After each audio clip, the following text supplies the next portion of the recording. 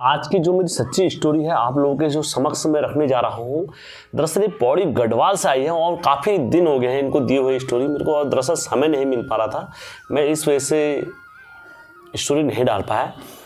किस तरीके से निरंकार देवता सर्वोपरि हैं और सभी के साथ रहते हैं, चाहे वो हरजू करू को ले लो, चाहे कतिरू करू को ले लो, चाहे और कोई गेल ले लो, नौ भाई नगीला ले लो, हर किसी के साथ जो मुख्यतः देवता पाए जाते हैं, निरंकार देवता पाए जाते हैं और सर्व पूजनीय उनकी पूजा का जो स्थान है वो हर जगह अलग अलग क्षेत्रों में पूजा जाता है।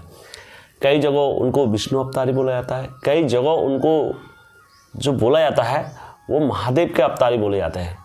तो उसी में कि मेरी आज की जो सच्ची स्टोरी है दरअसल पौड़ी गढ़वाल से आई है। और दोस्तों ऐसी सच्ची स्टोरी है कि किस तरीके से निरंकार देवता अपने भक्तों की रक्षा आज भी करते हैं, वो सब आपको इस कहानी में देखने को मिलेगा। दोस्तों हमेशा की तरह वीडियो में आगे बढ़ने से पहले मेरे चैनल का इंट्रो।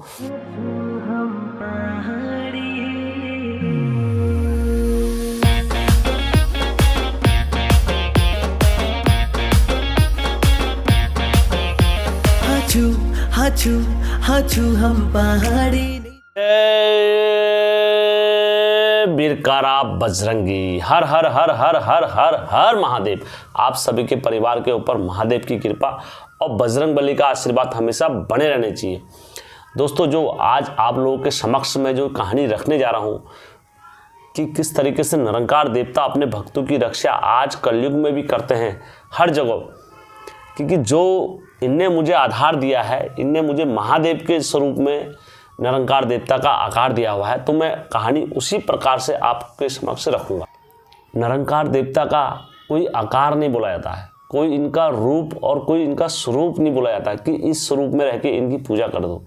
हमारी जागर पद्धतियों में इनका उल्लेख मिलता है, अलग अलग क्षेत्रों में हर तरीके से अपने अपने क्षेत्रों में इनकी गायन का पूजा का विधि विधान है। क्योंकि जिसका कोई आकार नहीं, जिसका कोई रूप नहीं, जिसका कोई ढंग नहीं, जिसका कोई तरीका नहीं, वो क्या है, निराकार है, जिसका आकार ही नहीं है। अगर लोटे में रखोगे तो लोटे जैसा आकार, और समुद्र में रखोगे तो समुद्र जैसा आकार, पृथ्वी में रखोगे तो पृथ्वी जैसा आकार। ये समझ लो जहाँ रखा, जिसके साथ रखा, जिस देवता के साथ रखा, उन्हीं का जैसा इनका स्वरूप बन जाता है। जोगियों के बीच में रहेंगे तो जोगियों जैसा स्वरूप, और भूतों के बीच में रहेंगे तो भूतों जैसा स्वरूप, और स्त्रियों के बीच में रहेंगे तो स्त्री जैसा स्वरूप हो जाता है।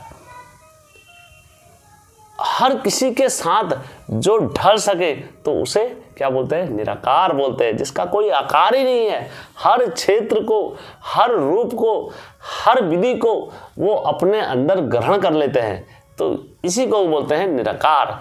तो दोस्तों आज की जो मेरी कहानी है इसी में की है कि किस तरीके से निरंकार देवता अपने भक्तों की रक्षा करी।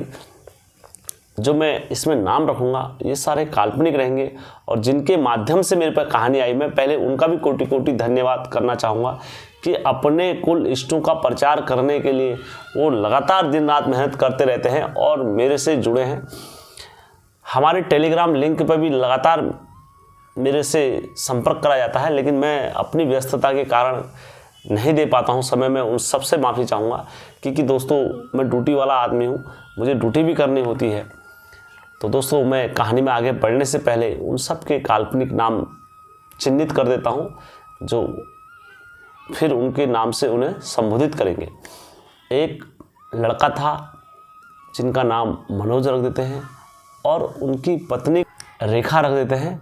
रेखा और मनोज पति पत्नी थे। उनके पुत्र जो हुए, पुत्र का नाम मैं अंकित कर देता हूँ, ललित उनके पुत्र का नाम रख देते हैं। और ललित की एक बहन भी थी जिसका नाम था चंपा। मनोज और रेखा खुशी खुशहाल अपने दिन व्यतीत कर रहे थे, और रेखा का विवाह इनने कर दिया था, और रेखा अपने पति के साथ खुशहाल जिंदगी और चैन की जिंदगी बिता रही थी, और खुशी खुशी दिन कट रहे थे दोनों के। तो ऐसी चलता रहा, दिन आगे को बढ़ते रहे। मनोज और रेखा भी काफ़ी खुश थे अपने बच्चों से। समय हर किसी के अनुकूल नहीं रहता है। कोई अगर सोचे कि बच्चे मेरे नियंत्रण में रह के हर हमेशा चल जाएं तो नहीं हो सकता, क्योंकि उसे समाज अपनी ओर आकर्षित करता है। जो यूथ समाज आएगा और वो जिस चाल में होंगे तो उस चाल में अपने दोस्तों को भी रख देते हैं। तो उसी प्रकार जब ललित बचपन से युवा हुआ, युवा होने के बाद युवावस्था में जैसे आया तो अपने दोस्तों के साथ क्या हो गया, उसको गलत आदतों का संगत लग गई। जैसे दारू पीना, मदिरा पीना, सुल्फा पीना, ये सारी चीज़ें क्या हो गई, उसके अंदर कूट कूट के भरने लग गई। धीरे धीरे जो रेखा थी, रेखा को आभास होने लग गया था, क्योंकि अपने बच्चे को अगर सबसे पहले अगर कोई जानता है तो उनके माँ बाप समझ जाते हैं कि इसकी एक्टिविटी में अब रहन सहन में फ़र्क आ गया है, ये चेंज हो चुका है, चेंज और बेटर, इसने ज़िंदगी जीना अलग तरीके से इस्तेमाल कर दिया है।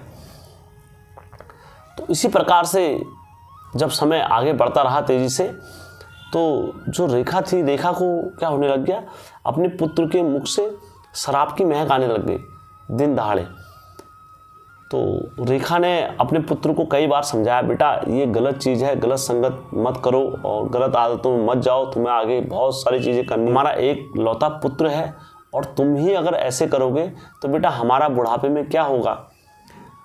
तो अक्सर जो ललित था एक कान से सुनता था और एक कान से निकाल देता था, और रेखा भी कई प्रयास करे रेखा ने उन्हें समझाने के, लेकिन वो नहीं समझे। ऐसी समय तेज़ी से आगे बढ़ता रहा। धीरे धीरे मनोज को भी पता लगा कि हमारा पुत्र शराब पी रहा है, और व्यस्तता के कारण मनोज को अपने पुत्र को टाइम नहीं दे पाते थे, क्योंकि ड्यूटी करना, कमाना, खाना, इसमें दिन बीत जाते हैं दोस्तों, काफ़ी दिन लग जाते हैं। समय तेज़ी से आगे बढ़ता रहा और इनके पुत्र इनके हाथों से निकलते रहे।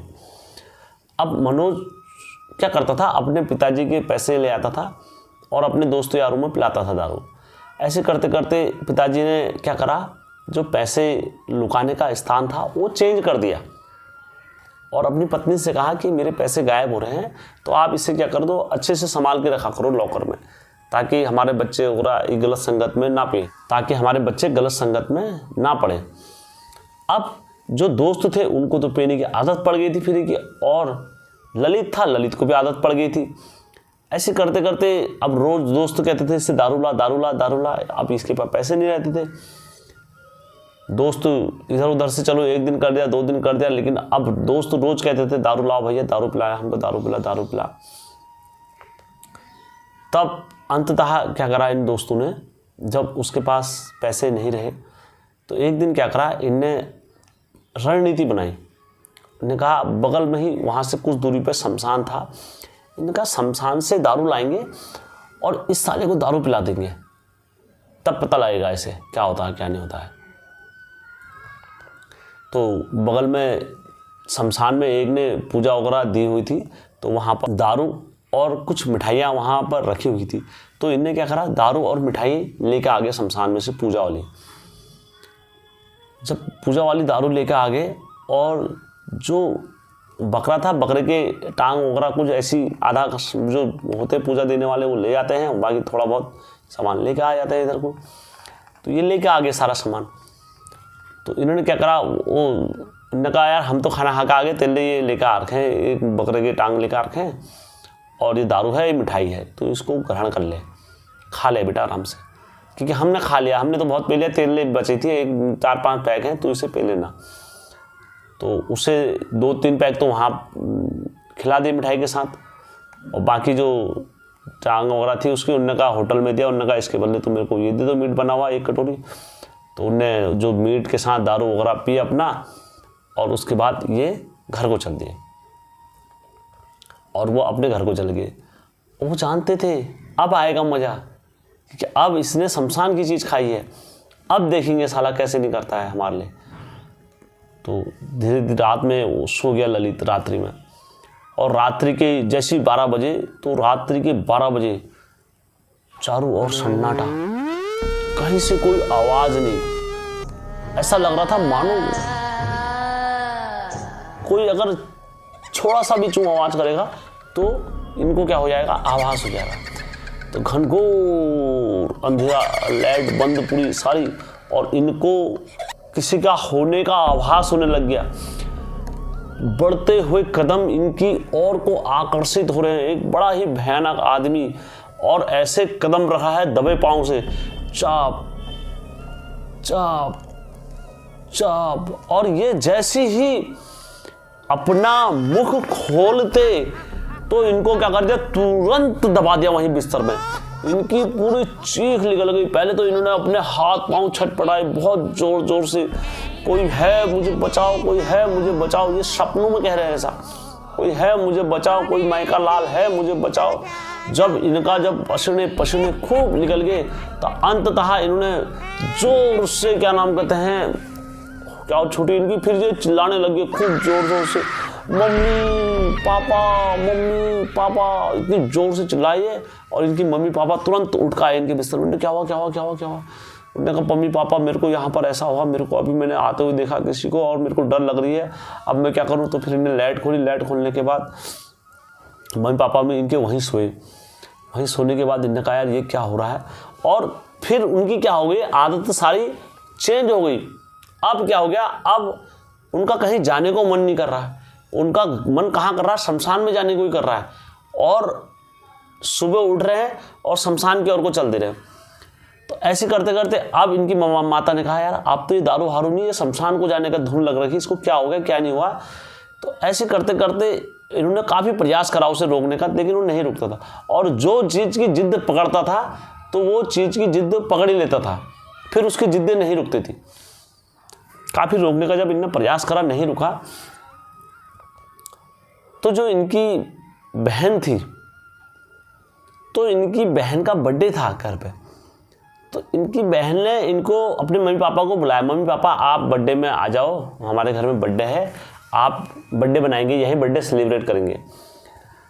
तो इन्होंने क्या कर दिया, मम्मी पापा से कहा ललित ने कि आप दोनों जाओ, मुझे नहीं जाना है मम्मी बर्थडे में, मुझे घर पे। तो काफ़ी समझाया मम्मी पापा उनने, लेकिन ये नहीं माने। तो उन्होंने कहा बेटा जब वो हमारा पुत्र नहीं आ रहा तो हम भी नहीं आ रहे हैं, अब उसकी तबीयत खराब हो रही है, ऐसा हालात में उसे छोड़ के जाना हमारे लिए उचित नहीं है।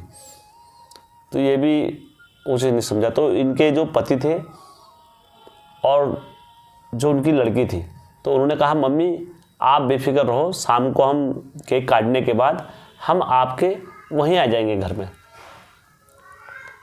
अब जो इन पर नाचती थी, उन पर नाचती थी देवी, और जो उनके पति थे उन पर नाचते थे निरंकार देवता।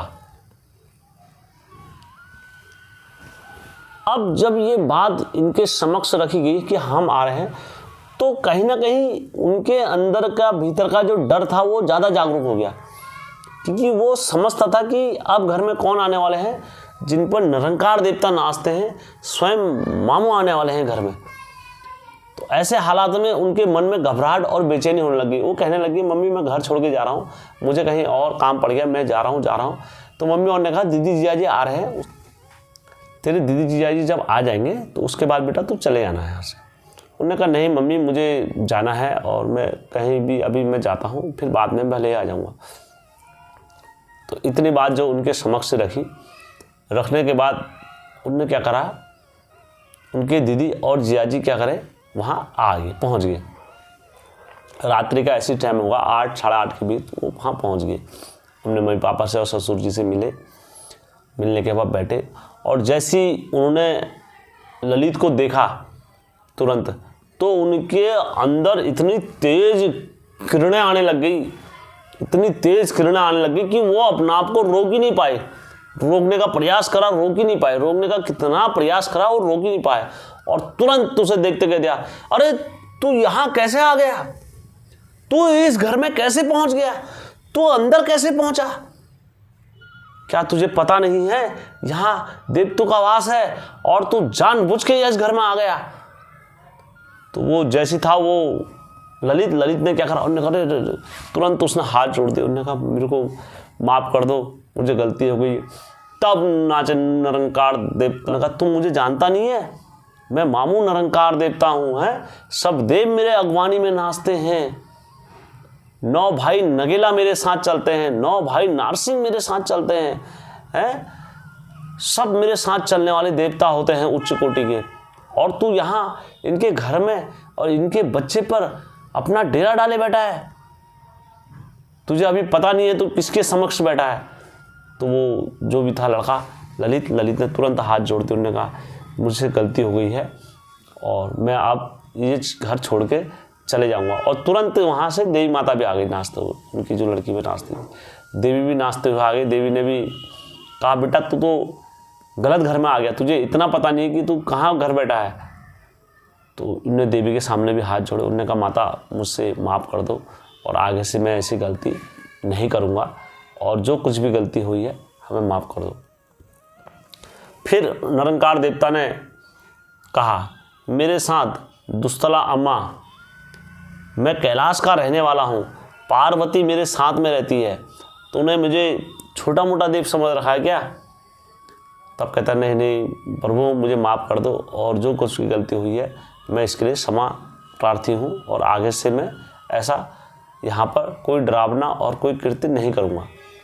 जब इतना वचन देते हैं तब उसके बाद निरंकार देवता क्या करते हैं, उनको चुक्की लगाते हैं, बबूती लगाते हैं। बबूती लगाने के बाद उनको छोड़ देते हैं और उस दिन के बाद उनकी कभी तबीयत खराब नहीं हुई फिर दोस्तों। और ये जो कुछ भी घटना है ये सत्य घटना पर आधारित है और मुझे जिनने दी है आप देख सकते हो, लिखित में भी मैं यहाँ पर से दे रहा हूँ, उनने पूरे विस्तार से दी है मुझे लिख के, और आप चाहो तो इसे पढ़ भी सकते हो, आपको कुछ अलग नहीं मिलेगा इसमें।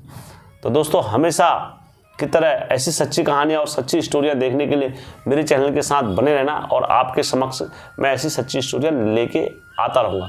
और यदि आप लोगों के पास भी ऐसी सच्ची स्टोरियाँ हैं, आपके मन में ये विचार है कि हम हिम भाई से कैसे संपर्क करें, कहाँ करें, कैसे स्टोरियाँ दें, तो आप मुझे फेसबुक के माध्यम से भी दे सकते हो, इंस्टाग्राम के माध्यम से भी दे सकते हो।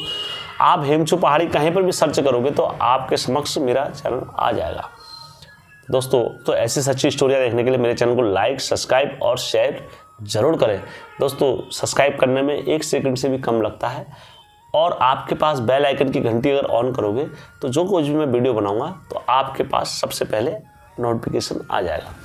ठीक है दोस्तों, धन्यवाद आपका कोटि कोटि कहानी सुनने के लिए।